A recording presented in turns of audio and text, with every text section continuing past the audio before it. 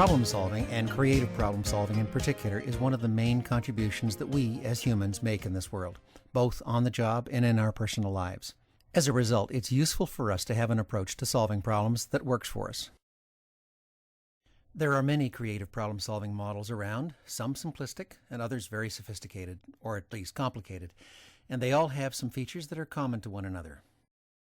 For example, they all start with some statement of the problem, understanding that a problem well stated is a problem half solved.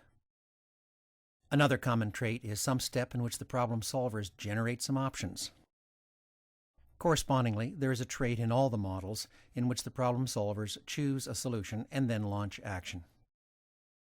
The model described in this little video shares those traits and incorporates some nuances that I find through experience to be particularly powerful and at the same time easy to comprehend and carry out. I call this model the Pentacle Path, and you'll soon get a sense of how it gets its name. As with the other models, the first step is to define the problem. I find it useful to frame the problem as a question, being as clear and as specific as possible. The main difference between this approach and the problem definition statement is where the creative energy goes after that step is completed.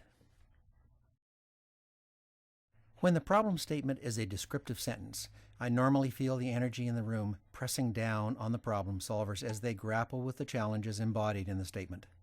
When the problem is stated as a question, the energy in the room rises to explore possible answers to the question. The participants tend to be more engaged and more animated. Framing the question is not a trivial step. Recently, I facilitated a session with 3 senior executives to solve a particularly nasty challenge.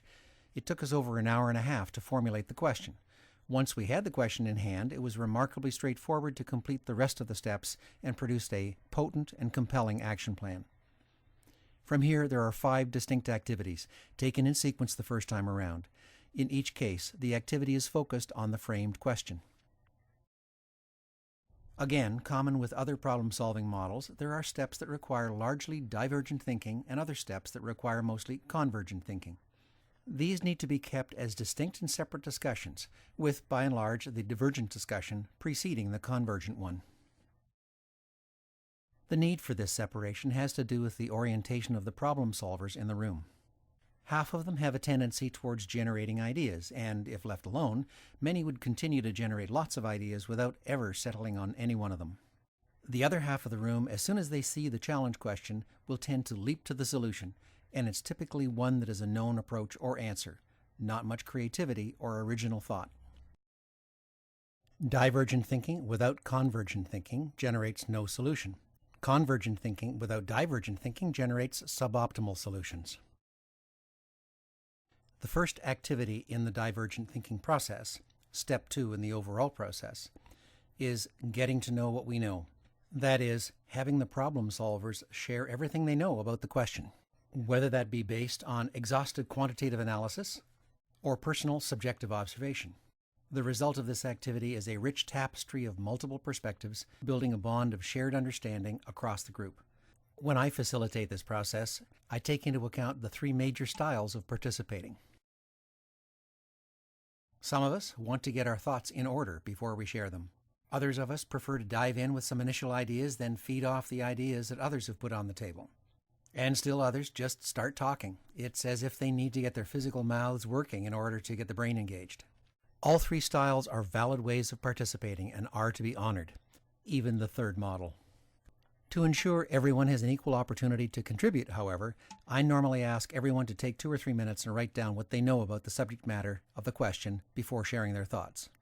That tends to level the playing field, as the saying goes. The expressed thoughts are then recorded visibly on flip charts, a whiteboard, or a computer projected on a large screen. Once we've reached the point where we think we've got most of the items on the table, we move to the next step in the process, exploring the possibilities. As we move between steps 2 and 3, we metaphorically close a screen door so we can concentrate exclusively on exploring possibilities. Later on in the discussion, a member of the group might think of another piece of information to be considered in the getting to know what we know step. The group can then look at this data through the screen door and consciously choose to let it in or not. When exploring the possibilities, there are a number of techniques available in the public domain to support the generation of ideas. Based on the nature of the question, there will be some techniques more appropriate than others. For some thoughts on this dimension, take a look at the companion video to this one on dealing with ideas. The major challenge for each participant in this activity is to acknowledge and suspend judgment. It is important not to have any constraints on the generation of possibilities. We will do that constraining later.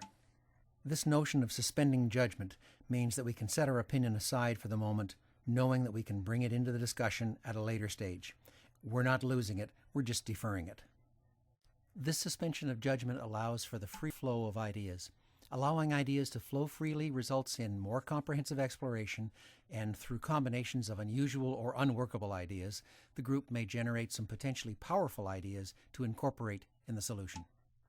It is now time to move from divergent thinking to convergent thinking and start making some choices.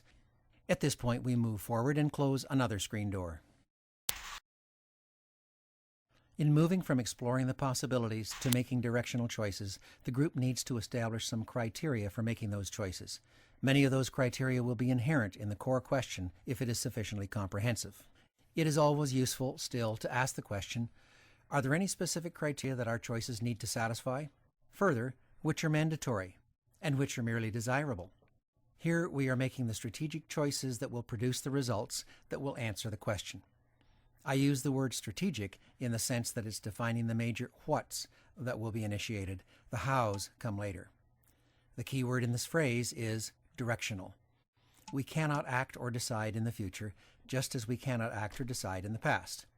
We can decide and act only in the present. In that light, when we make a strategic choice, essentially what we're doing is pointing our feet in a particular direction and holding an intent in our minds to move in that direction. So any choice we make is, by definition, directional. The second activity in convergent thinking, and the fifth step in the process, is to initiate conditional action. Once again, every problem-solving approach gets to action, and in pretty well all cases, these actions include what's to be done, who's to lead it or do it, by when. The nuance here is in the word conditional. The Prussian general Karl von Clausewitz declared that strategy is good only until first contact with the enemy. The notion in initiating conditional action is that once we do something that will begin to answer our question, things undoubtedly will happen that will encourage us to reshape the action we have defined. It could be an unexpected pushback to our actions, greater impact of the action than we had anticipated, or something emerging in the environment which makes the action either undoable or at least ineffective. This takes us to the importance of step number 6 in the process. Too often at this point, the problem solvers in the exercise think that their work is done. The choices have been made, and now someone is on the nut to carry out the action that will create the outcomes that answer the question. Coming back to von Clausewitz's observation, we need to have a mechanism in place to ensure the directional choices we made and the conditional actions we initiated remain relevant and effective.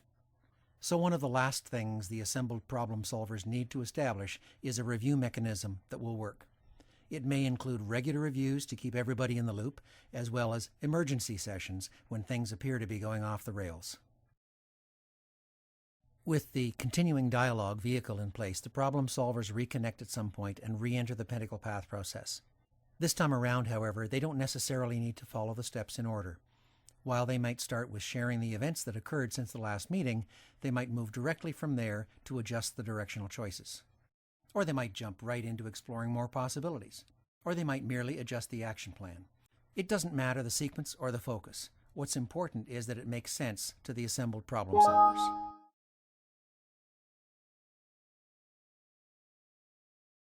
So that's all there is to it.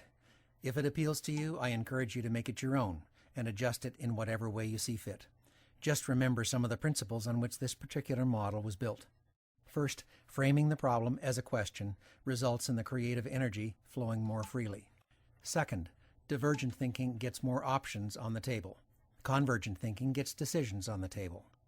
Third, allowing everyone to share what they know builds a common understanding of the challenge as well as a pact to create a solution. Fourth, choices are, by definition, directional. And fifth, defined actions are, by definition, conditional. Finally, it's not done till it's done. Keep the dialogue flowing until it is. If you have any suggestions to make this creative problem-solving process work better, we welcome your contributions. You can reach me at this email address. And now, go have some fun solving problems.